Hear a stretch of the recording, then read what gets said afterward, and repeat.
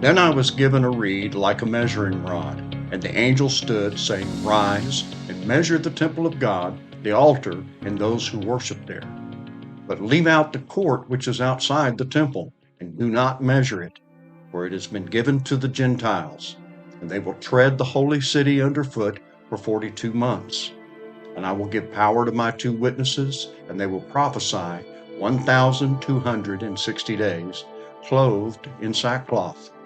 These are the 2 olive trees and the 2 lampstands, standing before the God of the earth.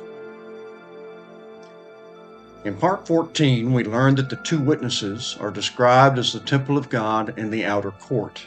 In other words, God's people, called and chosen. They also symbolize the Word and Spirit of God that abides on His people. The word rise indicates the need for John to ascend in spirit to the right hand of God in order to measure or judge the temple of God or chosen. Only a spiritual person is qualified. This ascension correlates with the first resurrection, whose judgment is in accordance with Matthew 19:28, 1 Peter 4:17, James 3:1, and the 5th seal.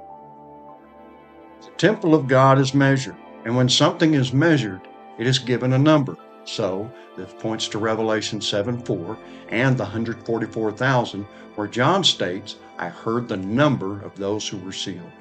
These are the firstfruits to God and the Lamb. It's important to note that John is not to measure or judge the outer court or call of God, for they are given to the Gentiles or nations, and the nations will tread the holy city underfoot for 42 months, bearing prophetic witness for 1,260 days. This links to the following. Then the woman fled into the wilderness, where she has a place prepared by God that they should feed her there 1,260 days. But the woman was given 2 wings of a great eagle, that she might fly into the wilderness to her place, where she is nourished for a time and times and half a time from the presence of the serpent. Here we find the woman clothed with the sun, fleeing into the wilderness after giving birth to a male child who is to rule all nations with a rod of iron. Who is this woman? She symbolizes the new covenant promise of God that brought forth Christ, followed by the firstfruits and those who are His. In a word, she is Jerusalem above. As we see, she is fed for 1,260 days, the same amount of time the 2 witnesses give testimony of Jesus. Now, consider the following. And he was given a mouth speaking great things and blasphemies, and he was given authority to continue for 42 months. Then he opened his mouth in blasphemy against God, to blaspheme His name, His tabernacle, and those who dwell in heaven. It was granted to him to make war with the saints and to overcome them, and authority was given him over every tribe, tongue, and nation. Here again we have a perfect example of the multifaceted nature of John's visions, where the woman in Revelation 12 symbolizes the holy city or Jerusalem above in Revelation 11. And in all 3 chapters, we see the 42 months or 1,260 days, or time and times and half a time, referring to the ongoing work of resurrection in His people. Simple logic dictates that the reference to 42 months and 1,260 days in Revelation 11 correlates with the same in Revelation 12 and 13, does it not? If this is true, then this helps explain what is meant by the holy city being tread underfoot. John is clear. The beast makes war with the saints and overcomes them because he is given authority to continue 42 months. This overcoming of the saints corresponds to Revelation 11:7, where the 2 witnesses are not only overcome, but killed by the beast that ascends out of the bottomless pit. Based on the definition of bottomless and pit, the beast that ascends out of this pit is synonymous with the beast rising out of the sea in Revelation 13:1. I address this perspective in my series on the beast. killing of the witnesses explains the reason we see sackcloth in Revelation 11, correlating with the 3 woes of Revelation 8:13, and to the following from part 5 in this series. In Luke 4, when Jesus read from the prophet Isaiah, he stopped after reading to herald an acceptable year of the Lord. This is the 6th component in our list, followed by a day of vengeance for our Elohim. Does this day of vengeance align with the cry for judgment and vengeance by the souls in the 5th seal?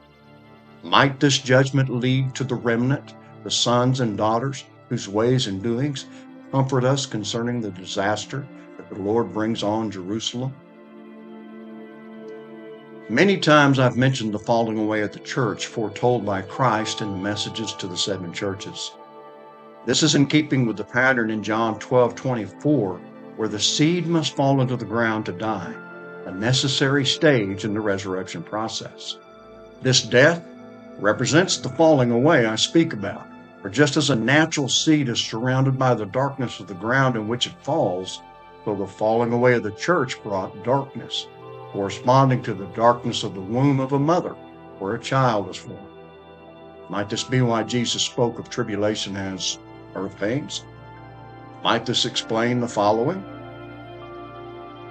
But concerning the times and the seasons, brethren, you have no need that I should write to you. For you yourselves know perfectly that the day of the Lord so comes as a thief in the night. For when they say peace and safety, then sudden destruction comes upon them, as labor pains upon a pregnant woman, and they shall not escape. Woe to you who desire the day of the Lord! For what good is the day of the Lord to you? It will be darkness and not light. Is not the day of the Lord darkness and not light? Is it not very dark with no brightness in it? Think about this. If the beast is given authority to prevail over the saints, would this not be a time of darkness? Furthermore, if this is a matter of prophecy, is it not assured? No doubt none of us are comfortable with the idea that Christianity today might be fallen in a spiritual sense. But again, ask yourself, if this is a matter of prophecy, can we choose to ignore the implications? Now, there are those who might think that the falling away of the church is something yet to come, perpetrated by the rise of an individual called Antichrist. This, I believe, is just wishful thinking. Otherwise, how do we explain the excessive number of denominations and divisions that already exist in the body of Christ? How do we explain the fact that Christ, as well as his apostles, all warned of this even in their time? Didn't John say that many antichrists had already appeared? 1 Corinthians chapter 3. Paul starts with the understanding that we are carnal when we have envy, strife, and divisions regarding those we follow. He then segues into the understanding that, as a wise master builder, he had laid the foundation and that we should take heed how we build on it. Finally, and here's the kicker, he states, each one's work will become clear, for the day will declare it, because it will be revealed by fire, and the fire will test each one's work of what sort it is.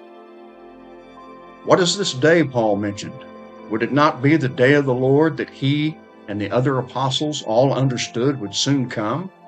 Not a literal day, but a day of vengeance or vindication, a necessary time of testing, exposing the rise of carnality in the church. Might this day have started long ago, when the divisions in the church began to greatly increase due to the influx of pride? Remember, dear brother and sister, what lay in the future for Paul and others does not necessarily mean it is still in the future for you and me.